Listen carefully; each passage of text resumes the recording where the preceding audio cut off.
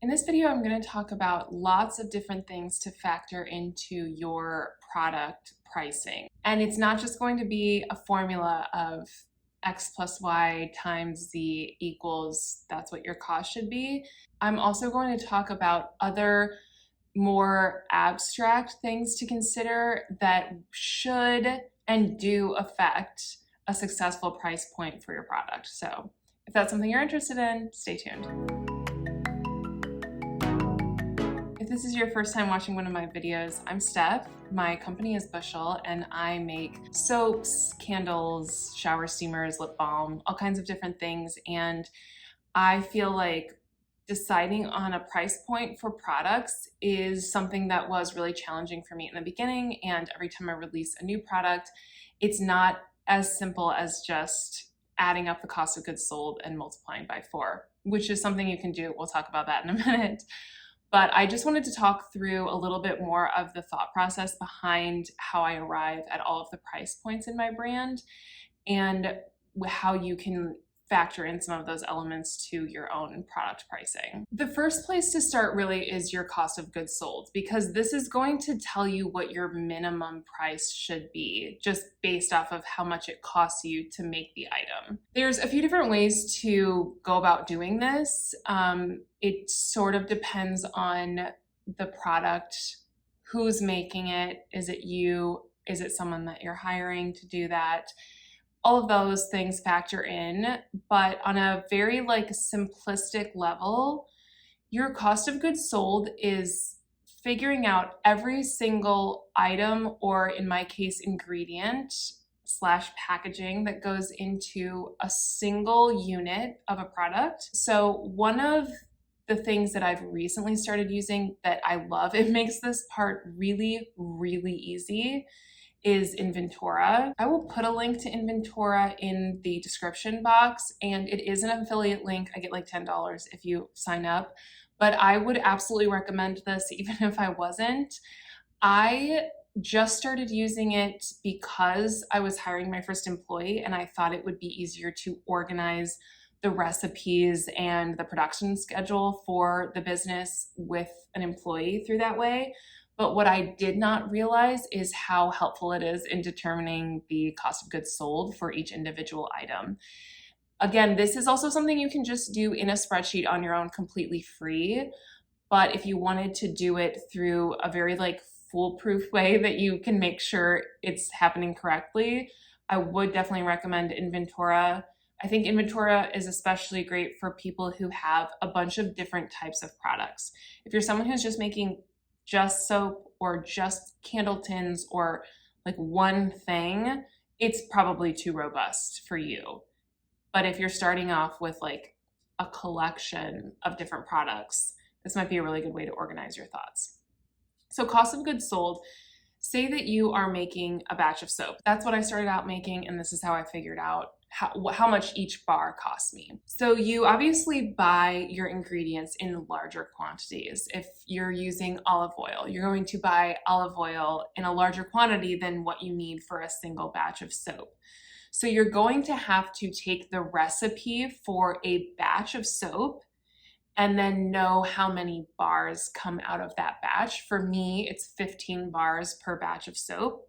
And so I've got my recipe. If I use 25 ounces of olive oil per batch of soap, then I have to take 25 divided by 15 to determine how much olive oil I use to make a single bar of soap. In this example, this is not my actual recipe, by the way. I'm just using these numbers randomly, and I probably should have used easier numbers to divide, but whatever. So if I take 25 ounces divided by 15 bars of soap, I get 1.66. So that means there is 1.66 ounces of olive oil used to make each single bar of soap. Once I have that information, I need to figure out what the cost per ounce is of that olive oil. Sometimes if you buy something through Amazon, a lot of times they just give you the price in the description of the product, which is really great, the per ounce price. But you also have to consider tax and shipping, which if you're Amazon Prime, again, that makes it easier. But a lot of these places that we're going to end up sourcing from will charge you a shipping fee, especially for heavy items like oils and that sort of thing.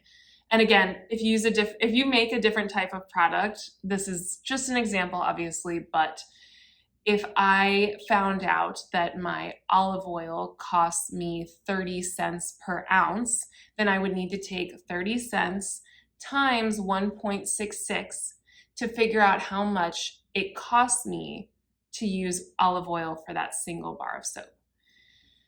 And you have to do this with every single thing that you use to make the bar of soap, and that includes any packaging that you might have. If you are using boxes to package your soap, what does a single box cost you? You're never buying a single box, but you just have to do the math. You can do this pretty easily in a spreadsheet, or like I said, inventory is super helpful. But always make sure that you are factoring in the shipping costs when you are determining the per ounce or per unit cost of each item. Sales tax and shipping can really change the unit cost of an item, especially when I was pricing out my large ceramic containers. I get those containers from Candle Science, and Candle Science's shipping is fast, but it is very expensive.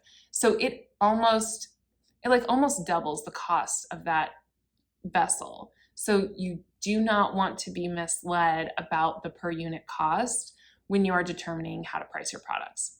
So once you've done that for every single item, including labels, I price out my warning sticker that goes on the bottom of each candle. Like, even though it's like 0.01 cents per sticker, I still think it's important to know the true cost. So I make sure every label, my dust covers, whatever it is, everything gets considered in that cost of goods. Now, at the very minimum, you need to have a price point that will make sense with your cost of goods sold. If you plan to work with retailers, like if you plan to sell wholesale, then you need to take your cost of goods sold and multiply it by 4 to have the minimum price that you should sell at. And that's because retail vendors are going to want half off the listing price as their sale price. So you need to give yourself enough room between what it costs to make, what it costs you. You need to give yourself enough room between what it costs you to make the item and what you're going to sell it for wholesale. And then of course, when you yourself are selling it at 4 times your cost of goods sold, you are going to get a larger margin, but that price specifically is baked in for working with retail clients, selling wholesale, that sort of thing. If you never want to sell wholesale, maybe you just double it. That's a decision that you have to make. I think it is tough to limit yourself from that option right off the bat, unless your cost of goods are so expensive that quadrupling the final price means that you just won't sell any. Then you have to determine if this is a viable business product or not. But it's just something that I would want to start off with the wiggle room for the option of wholesale, because I think it can really help grow a business. So just something to think about, but I would start there. I really think that if you are quadrupling your cost of goods sold and you are not at a reasonable price point for the market, then you actually might need to go back to the drawing board as opposed to just cutting into your profits. That's not really a sustainable business model. Now, obviously, we see products on the market all the time that are priced far beyond 4 times their cost of goods sold. I mean, a pair of designer jeans are not 4 times the cost of that denim and zipper and thread. Like even the labor, like they are significantly marking up the price that they sell their product at. And part of that has to do with branding and competitor research. So I would say that after you've come up with your minimum listing price from the cost of goods sold, I would start doing some competitor research to determine what other people that I feel are my competitor from a branding standpoint, what they're pricing their products at. I also did this initially with soap. I looked at not only other soap makers in my regional area, because I knew that I'd be reaching out, I'd be doing markets in this area, and I'd be reaching out to stores in this area. So it did matter to me what my local competitors were doing. But depending on what kind of product you are making, it might not matter that it's regional. You might just want to do sort of a broader search of people who offer the specific thing that you do. And I also did that as well. I was looking at who I felt were leaders in the industry doing the type of handmade cold processed soap that I was making, and looked at what are they selling these bars for. Something you definitely want to consider when you're doing this research is the size of whatever product they are, especially if you're someone who's making consumable goods. You want to make sure that like you're looking at the size. For example, using soap as the example, how many ounces is the bar that they've priced at this price point? Because if it's larger than mine and cheaper than mine, that's something that I have to keep in mind.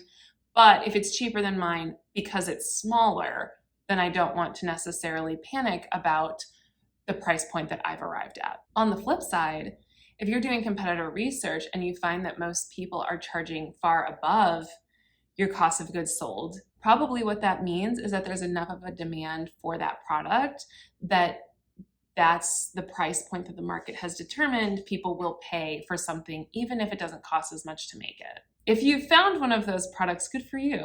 Stick with that. Competitor research is a time where I find it's really hard to resist the temptation to simply undercut your competitor's pricing.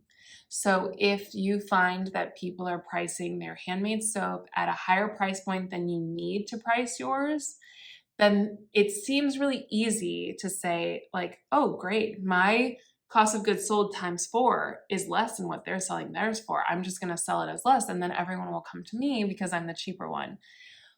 But those customers are not necessarily going to be the customers that you want to attract. There's nothing wrong with someone who's looking for a deal, but if that is the main selling point you have above your competitors, I find that hard to sustain as you grow your business.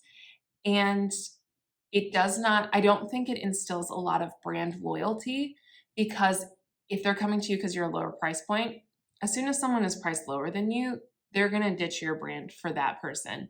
So it's almost like a waiting game of somebody else going to be able to outbid you. And for handmade goods, that's usually pretty simple because any company who's like producing them on a large scale can undercut your price. So maybe that's not even going to be an issue for you, but I'm just telling you, if you're like looking at a few local vendors and they are all priced at a certain price point and you're like, oh, I could beat that, don't necessarily jump to that conclusion as the best way to price your products, because I think that it's something you may regret down the line. Which also leads me to my next point in terms of pricing, is considering your customer. If you are going for a customer that you feel really values certain things about a brand that you can offer, maybe eco-friendly options, maybe they want to support locally made businesses, maybe they shop at stores that you want to work with because of the quality, even if it's a higher price point, then you also want to consider that those customers are willing to pay more, and that they may even make judgments about the quality of your product simply based on the price. So as much as someone might come to you because you have the cheapest option, there are other customers who will reject you right off the bat because they think, oh, well, if it's just that cheap, then it clearly can't be that good. Even if people don't have that full conversation with themselves in their head, that we make judgments super quickly about what a price point means about the quality of a product. I can guarantee you that Tom Ford selling a bar of soap for $50 has convinced plenty of people that that bar of soap is leaps and bounds above something I could make, even though now that I know how soap is made, I find that that's a ridiculous thought to me. That's certainly not what's happening, but I'm sure that people love the idea of like, oh, I'm getting the best of the best by spending $50 on this bar of soap. That's not my target audience, so I'm not worried about that, but it's just something to keep in mind in terms of knowing who you want to work with and who you're targeting and what their perception of a certain price point might be. If you've done competitor research, you've considered your customer, and you feel that a higher price point makes sense for your product, but you are feeling nervous about asking for that price point or justifying that price point, I'm just going to give you this example to remind you that you might not be considering all of the factors at play here. So let's think about wedding photographers. I used to be a wedding planner, and I also have planned my own wedding, and wedding photographers are very expensive. A good wedding photographer costs thousands of dollars, sometimes 10,000 or more, if you're getting into the really top-notch wedding photographers. And a lot of people would say, that photographer is at my wedding for 8 hours. If you break down that cost per hour, how much am I spending on this photographer? That's outrageous. But in reality, you're not paying them for the 8 hours that they've been there. I mean, you are, but that's just part of it. You're also paying them for the work that comes after. So they edit the photos, they cull down the photos to get just the very best ones. When they are at your wedding, they're doing a lot of work that is a result of their expertise, which is something they spent years and years and years building up.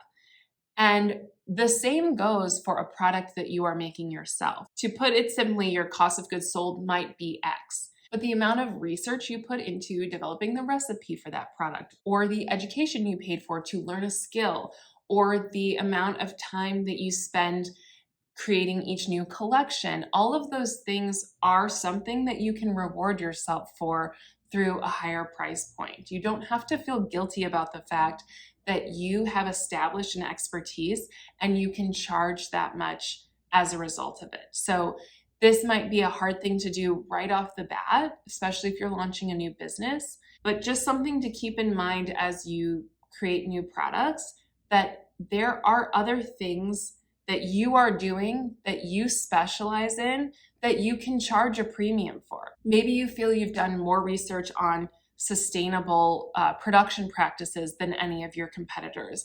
Maybe you feel like you are paying your employees higher, above average rates because you want to create a good work environment for your staff. Like, there are lots of things that you should be able to pay yourself back for through the profit from your products that might not be as easy to measure as this is how much the olive oil costs in there. So that's something that I want you to be able to keep in mind so that you're not shortchanging yourself and your effort, because that time matters and you should value your time enough to factor it into what a fair price point is for the product that you've created. One last thing that I do want to point out that is, again, something that's not super easy to figure out all the time, but it is something that you might want to consider. And that is, if you are someone who offers a range of products, so you're doing more than just one type of product, there might be a product in your line that you do price slightly below 4 times the cost of goods sold because you want it to be a entry point into your brand. And what I mean by that is, if you think that you can attract a customer through products that are similar to what's being offered out there, but are maybe just slightly less, and you think that someone who likes that product will be interested in your other products, then that might be worth it for that product, for that specific item. My shower steamers come in these really beautiful white recyclable tubes. I am obsessed with them. They're exactly what I wanted. They're unique. And because of how expensive the per unit cost on that single tube is, my final price on those shower steamers is slightly below what it should be. But looking at my competitors in the shower steamer arena, they were all priced less than I was, because a lot of them are in like a plastic bag. And it's hard to explain to a customer, like, well, mine are more expensive because of the tube it comes in that you will ultimately throw away probably. That's not something that customers want to hear. So for that reason, I do have a smaller profit margin on my shower steamers, but I find that people who buy shower steamers from me also buy my other products. It is very rare that someone only buys one shower steamer from me and that they're done. They usually, if they're the kind of person who's gonna buy shower steamers, they will probably also buy candles, they might buy soap, they might buy lip balm. And those products I have good margins on. So if I lose a little bit on my shower steamer, but it is part of a purchase where my larger margins make up for that, then I am okay with that. You do have to be really careful about this. Again, if you are noticing that the product you do this on, people just buy that and nothing else, then you're gonna have to decide whether it really makes sense to do that. But for me, I have determined that that makes sense at this point. And so I don't feel bad about the fact that I'm not getting as large of a margin on that item. Just something, again, to consider, especially when you're starting off. Maybe you offer a discount so that you can show people what the full price is, but you're gonna let them get sort of an entry fee to get introduced to the product and to make sure that they get hooked on how great it is. But I think ultimately you at least wanna know that you're doing that very intentionally and be very aware of how that product is received and how it gets bundled in with your other products, and cut it off quickly if it doesn't have the impact you want it to have in terms of getting people interested in your brand. So those are the main things to consider when pricing your individual products. I hope that this video was super helpful. I would love to hear any additional questions you might have on pricing your goods. Please feel free to comment below. I love seeing the comments that you guys put on these videos and hearing your perspective. I have so many other business owners that watch these videos, and it's really great to hear from all of you. If you enjoyed this video, please give it a thumbs up. It helps me reach other viewers like you. And if you are interested in being notified every time I release a new video, you can hit the subscribe button, and I will see you next time.